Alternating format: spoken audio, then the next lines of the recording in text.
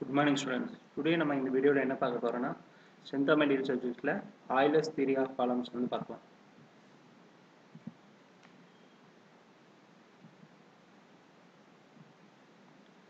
So first வந்து Euler's theory of columnsல first விஷயம் என்னன்னா slenderness ratio.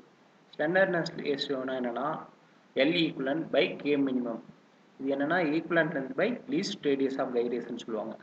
So K minimum ஓட ஃபார்முலா என்ன root of I minimum by area, அதாவது moment of inertia by area. இது வந்து minimum moment of inertia வந்து எடுத்துக்கணும்.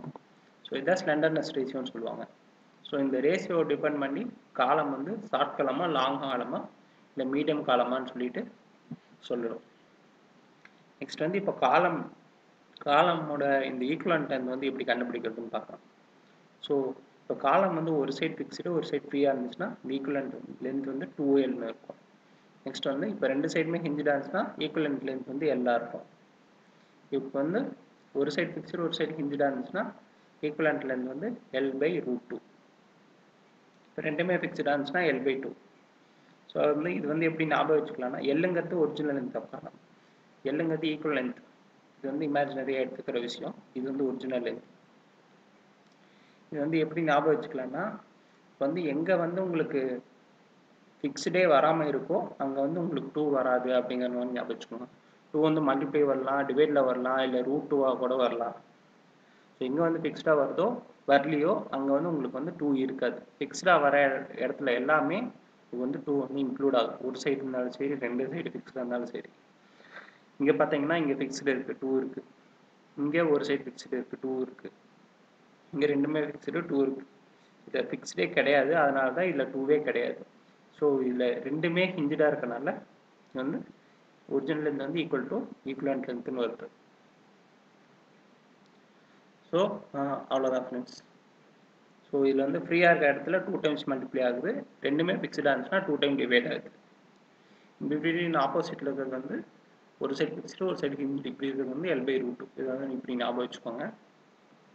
நெக்ஸ்ட் வந்து இது லேக்ட் ஆகிற கிரிட்டிக்கல் லோடுன்னு சொல்லுவாங்க, கிரிப்ளிங் லோடுன்னு சொல்லுவாங்க. கிரிப்ளிங் லோடுனா என்னன்னா இப்போ வந்து ஒரு ஆக்சியல் லோடு வந்து ஆக்ட் ஆகிட்டு இருக்கும் காலமில்.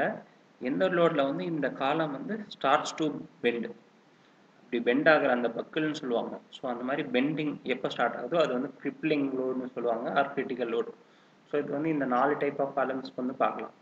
E = π² EI/L². இந்த கேபிட்டல் L² வந்து உங்களுக்கு ஈக்குவலன்ட் லோட், ஈக்குவலன்ட் லென்த் இது. ஸோ இது வந்து டைப் ஆஃப் இந்த காலம் கனெக்ஷன்ஸ் கான்ஃபிகரேஷனை பொறுத்து இந்த L வந்து உங்களுக்கு சேஞ்ச் ஆகும். ஃபார் எக்ஸாம்பிள் ஃபர்ஸ்ட் ஒனுக்கு வந்து 2L இருக்குது. அப்போது 2 போட்டிங்கன்னா 4L². செகண்ட் ஒன் வந்து வெறும் L தான், பிரச்சனை இல்லை, அப்படியே வந்துடும். இது வந்து L/√2. அப்போது ஸ்கொயர் பண்ணிங்கன்னா 2 மேலே போயிடும், L² வந்துடும். இது L/2ன்னு இருக்குது.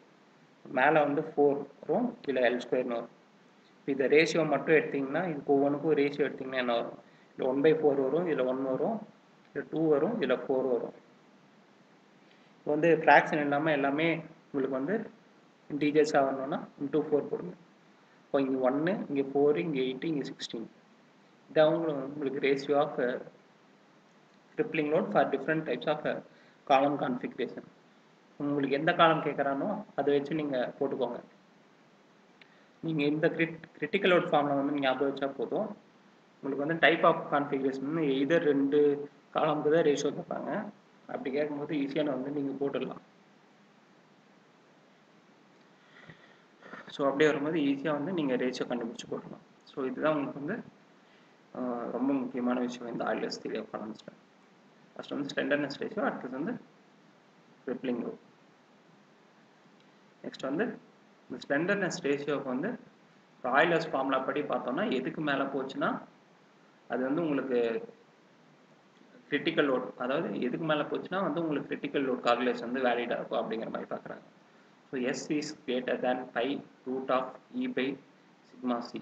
இது வந்து கிரேட்டராக இருந்தால் தான் உங்களுக்கு வந்து Euler's ரூல் வந்து அப்ளை ஆகும். Slenderness ratio is greater than π × √E/σc. σcங்கிறது உங்களுக்கு க்ரஷிங் ஸ்ட்ரெஸ்ன்னு சொல்லுவாங்க. நெக்ஸ்ட் வந்து ஸ்ட்ரட்ங்கிறது ஒரு ஆக்சியல் கம்ப்ரஷன் ஃபோர்ஸுடைய மெம்பர். இது வந்து உங்களுக்கு வெர்டிக்கலாக இருக்கும், ஹரிசாண்டலாக இருக்கும்னு சொல்ல முடியாது. இது எந்த ஆங்கிளில் வேணாலும் இருக்கலாம். ஃபோர்ஸ் வந்து ஆக்சியல் கம்ப்ரஷன் ஃபோர்ஸ் வந்து ஆக்ட் ஆகும். காலம்னு பார்த்துட்டிங்கன்னா உங்களுக்கு வந்து ஆக்சியல் கம்ப்ரஷன் ஃபோர்ஸ் ஆக்ட் ஆகும். இது வந்து வெர்டிகல் மெம்பர்ஸ். ஒரு 4 டைப் ஆஃப் காலம் பார்க்குறீங்க. ஃபர்ஸ்ட் வந்து சாலிட், ஃபுல்லி சாலிட் காலம். நெக்ஸ்ட் வந்து ஹாலோ காலம். நெக்ஸ்ட் வந்து ஃபுல்லி சாலிட் செக்ஷன். இது வந்து ஹாலோ செக்ஷனு. இது வந்து உங்களுக்கு ஸ்கொயரு. இது வந்து ஐ ஷேப்டு காலம். வந்து எது வந்து ப்ரிஃபரபிள்னா உங்களுக்கு வந்து ஹாலோ காலம், ஹாலோ செக்ஷனல் காலம் தான் உங்களுக்கு வந்து ப்ரிஃபரபிள். நெக்ஸ்ட் வந்து எசன்ட்ரிசிட்டி. இது வந்து ஒரு டெரிவேஷன் இருக்கு. என்ன விஷயம்னா உங்களுக்கு வந்து காலம்ல வந்து அதோட வெயிட்டும் அப்ளை ஆகும். அது இல்லாமல் நீங்கள் வந்து ஒரு எசன்ட்ரிக் லோடு வந்து ஆக்ட் பண்ணுற கொடுக்குறீங்கன்னு வச்சுக்கோங்க. அது வந்து அந்த எசன்ட்ரிக் லோடு வந்து எவ்வளோ டிஸ்டன்ஸ் சென்டர்லேருந்து கொடுப்பீங்க, அதுதான் இ. சென்டர்லேருந்து எவ்வளோ டிஸ்டன்ஸ் அந்த லோடு கொடுப்பீங்கிறது இ. ஸோ எவ்வளோ டிஸ்டன்ஸ் நீங்கள் கொடுத்தீங்கன்னா இது வந்து டென்ஷனே கொடுக்காது அப்படிங்கிற மாதிரி விஷயம். டென்ஷன் இந்த டிஸ்டன்ஸில் லோடு கொடுத்தீங்கன்னா டென்ஷன் வந்து 0வாக இருக்கும். ஸோ அதுக்கு வந்து என்ன ஃபார்முலா இ வந்து கேட்குறாங்க. ஸோ இது வந்து ஸ்டாண்டர்ட் தான், டெரிவேஷன் பண்ணி கண்டுபிடிச்சது. Capital D square plus small d square by 8 into d. So small டிங்கிறது இன்னர் டயா, கேபிட்டல் டிங்கிறது அவுட்டர் டயா, பிங்கிறது லோட் அப்ளைட், இங்கிறது eccentricity, distance from point of action of load to the center of column. இது வந்து standard formula தான். இது அப்படிங்க ஞாபகம் வச்சுக்கலாம். நெக்ஸ்ட் வந்து இப்போது ஆய்லர்ஸ் தியரி ஆஃப் காலம்ஸில் வந்து இப்போ ஸ்லெண்டர்னஸ் ரேஷியோ வந்து பேசியிருப்போம். L equivalent by K minimum. K வந்து ரேடியஸ் ஆஃப் வேரியேஷன். வேறு வந்து சிக்மா ஸ்ட்ரெஸ் வந்து கொடுத்துருக்காங்க. இதுக்கு வந்து ஒரு அப்பர் ஸ்ட்ரென்த் லிமிட் வந்து ஒன்று இருக்குது. ஸோ இது அப்படியே லோயர் ஆகிட்டே வரும். உங்களுக்கு வந்து ஸ்லெண்டர்னஸ் ரேஷியோ இன்க்ரீஸ் ஆக இந்த கர்வ் வந்து உங்களுக்கு லோயர் ஆகிட்டே வரும். எப்போ ஸ்டேபிளாக வரும்னா இந்த ஒரு பாயிண்ட் இருக்குது பார்த்தீங்களா, ஸ்ட்ரென்த் லிமிட்னு சொல்லிட்டு. ஸ்ட்ரென்த் லிமிட்னு சொல்லிட்டு ஒரு வேல்யூ இருக்குது.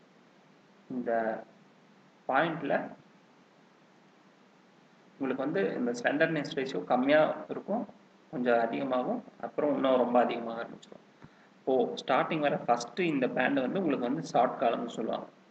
செகண்ட் வர பேண்ட் வந்து இன்டர்மீடியட் காலம்ஸ்னு சொல்லுவாங்க.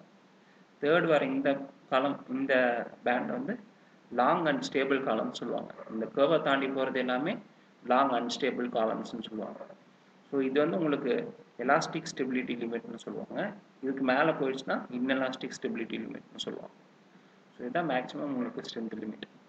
ஸோ இதுதான் உங்களுக்கு வந்து ஸ்ட்ரெஸ் டு ஸ்லெண்டர்னஸ் ரேஷியோ கிராஃபிக்கு. ஸோ இதை யூஸ் பண்ணிவிட்டு நீங்கள் காலம் வந்து ஷார்ட்டாக இல்லை லாங்காக, இன்டர்மீடியட் மீடியம் காலம்ஸானு கண்டுபிடிச்சிக்கலாம். ஸோ கிராஃபில் எப்படி கொடுப்பாங்கன்னா இந்த மாதிரி ஜஸ்ட் கர்வ் மட்டும் வரைஞ்சிட்டு இந்த மாதிரி 4 பேண்டு வரைஞ்சிருவாங்க. இங்கே ஒரு காலம் for example C1, C2, C3, C4 name பண்ணிடுவாங்க. இது வந்து என்ன சைஸ் இருக்குன்னு கேட்பாங்க. இது வந்து ஷார்ட் காலம்ஸ், இது இன்டர்மீடியட் மீடியம் காலம், வந்து லாங் அண்ட் ஸ்டேபிள் காலம், இது லாங் அண்ட் ஸ்டேபிள் காலம் இப்படின்னு சொல்லிட்டு நீங்கள் ஆப்ஷன் கொடுக்கலாம். ஸோ ஆய்லர்ஸ் தியரி ஆஃப் காலம்ஸில் இவ்வளோ தான் இருக்குது. இதுவே தான் திருப்பி ரிப்பிட்டிவாக மாற்றி ஆன்சர் கொஸ்டின் கேட்பாங்க. இந்த கிரிட்டிக்கல் லோடில் பேஸ் பண்ணி உங்களுக்கு வந்து சம்ஸ் கேட்க வாய்ப்பு இருக்குது. ஸோ இதில் வந்து வேல்யூஸ் அப்ளை பண்ணிவிட்டு நீங்கள் வந்து ஓவர் கான்ஃபிகரேஷன் வேல்யூ அப்ளை பண்ணிவிட்டு இன்னொரு பிஓ இல்லை எல்லோ கண்டுபிடிக்கிற மாதிரி இருக்கலாம். அவ்வளோதான்.